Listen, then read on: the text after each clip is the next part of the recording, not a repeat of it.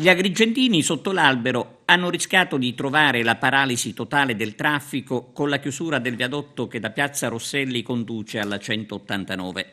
Un guaio aggiunto alla già precaria situazione creata dalla chiusura del ponte Petrusa e del viadotto Morandi.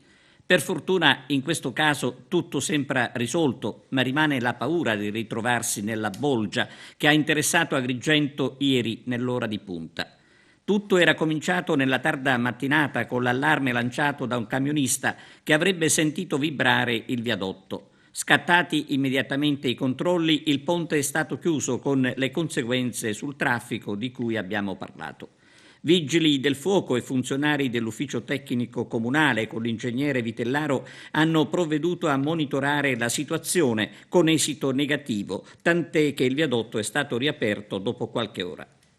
Riguardo alla bretella, intanto, bisognerebbe vietare il transito ai mezzi pesanti perché è assurdo che da lì, oltre ai pullman, vi transitino anche i tir.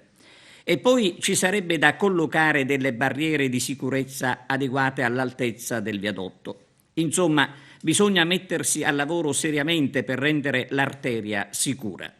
Qualcosa di concreto potrebbe arrivare dal candidato sindaco Franco Miccichè, il quale ha comunicato che alcuni professionisti del suo staff stanno lavorando ad un piano che riguarda proprio la viabilità esterna ed interna alla città di Agrigento.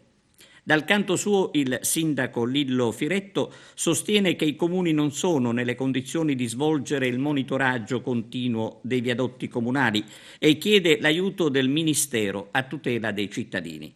Una brutta gatta da pelare, insomma, per il comune di Agrigento, questa della viabilità.